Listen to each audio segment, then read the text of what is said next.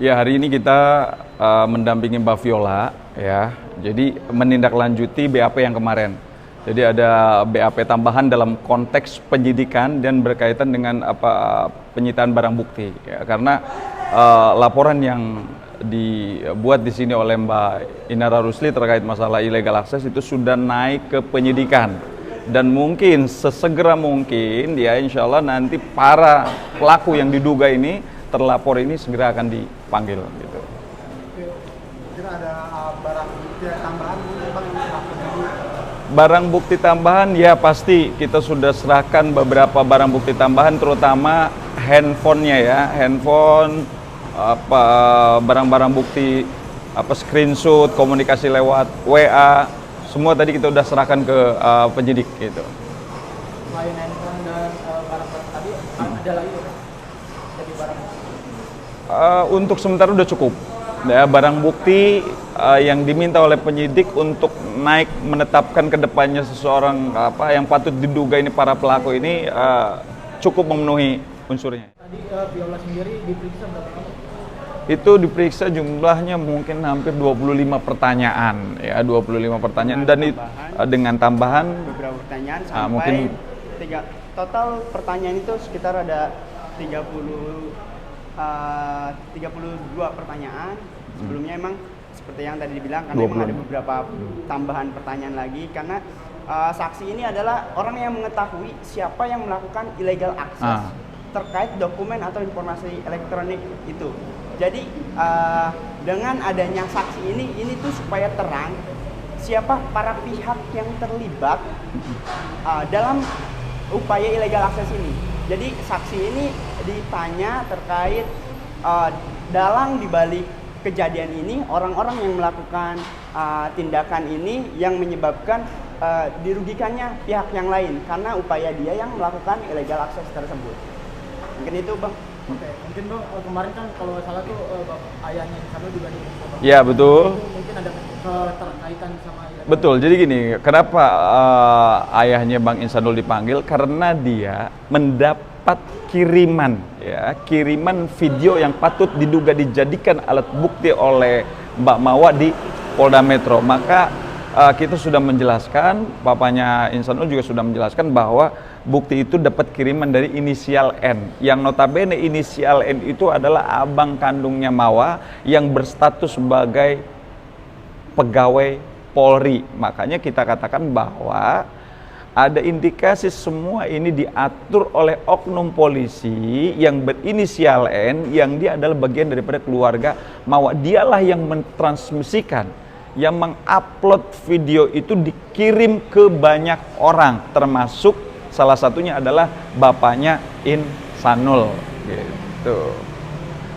Dan langkah Bang Insanul juga, dia akan membuat laporan di Propam Mabes Polri terkait adanya dugaan indikasi, karena dia adalah salah satu oknum ya pegawai Polri yang harusnya dia memberikan contoh, memberikan sikap yang bijak, apalagi dia menghadapi adiknya masalah seperti ini. Harusnya dicoba didudukin bareng antara adik ipar dengan adiknya. Di mana masalahnya, gimana solusinya, bukan dia langsung mengambil sikap yang tendensius kemudian dia menyebar berita-berita atau video-video itu kepada keluarga Bang Insanul, termasuk adalah bapaknya. Masih ada keluarga yang lain juga yang dikirimin video itu tidak pantas ya, dan itu harusnya tidak dilakukan oleh seorang abangnya Mawa, walaupun dia mau memperjuangkan misalkan dugaan tindak pidana perzinahan yang dilakukan oleh adik iparnya misalkan, itu kan kita menganut asas praduga tak bersalah kan, tapi dia nggak boleh ngejudge dengan mengirimin ke semua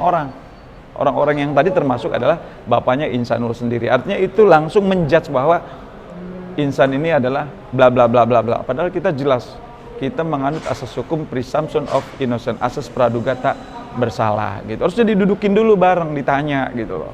Jadi izin saya garis bawahi bahwa pemanggilan saksi untuk memberikan keterangan itu terkait masalah dua hal sekaligus. Yang pertama terkait illegal aksesnya, yang kedua itu terkait transmisi ilegalnya.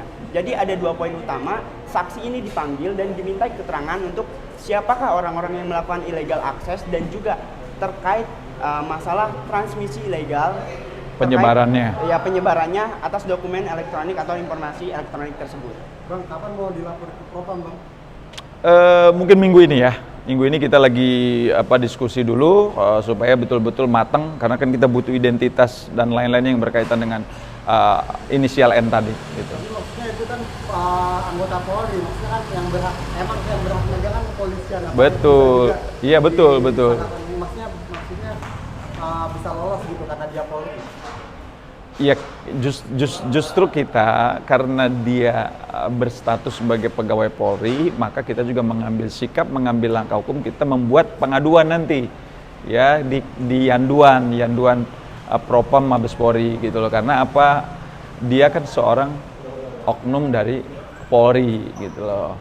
Nah, terkait masalah di sini nanti dipanggil, udah pasti penyidik pasti akan melakukan pemanggilan karena ada keterkaitan yang berkaitan dengan tadi mentransmisikan, mengupload sistem elektronik atau dokumen elektronik tadi, dikirimlah video tadi kepada beberapa orang gitu.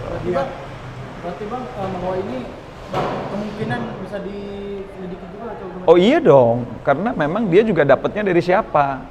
Kan klien kita tadi sudah menjelaskan, Mbak Viola sudah menjelaskan dari inisial A kemudian ke inisial S kemudian ke inisial P, ya kan, yang akhirnya juga jatuh ke inisial M gitu. Artinya ini mereka sekali lagi saya katakan ini udah bukan personal, tetapi adalah udah kelompok. Mereka sudah membuat satu grand design secara bersama-sama untuk bagaimana monetes ya, mencari keuntungan dalam kasus ini ya, dengan mereka mentransmisikan, mengupload, kemudian mereka juga mendapatkan endorse dengan viralnya permasalahan ini. Itu yang lagi nanti dikejar oleh penyidik. Maka harapan kami adalah kami mengawal proses yang kita laporkan illegal access ini supaya tersangka segera ditetapkan ya. Nggak main-main loh, ini di dalam pasal dugaan yang nanti akan mereka hadapi adalah pelanggaran terhadap pasal 30, pasal 32 Undang-Undang ITE gitu. 8 tahun penjaranya itu. Lalu mungkin gimana kondisinya misalnya bersama Inara sekarang?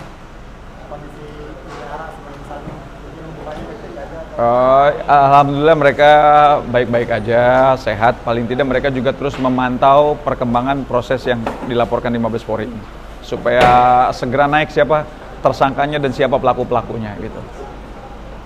Untuk abangnya Mawa ini yang bakal jadi saksi juga kan ya, Bang? Oh iya, karena mereka pasti akan dipanggil semua termasuk inisial N tadi ya. Dia Polda mana Bang? Yang pasti bukan di Jakarta lah. Mereka di sana di Medan. Oke? Oh iya. Siap. Terima kasih, Bang. Oke.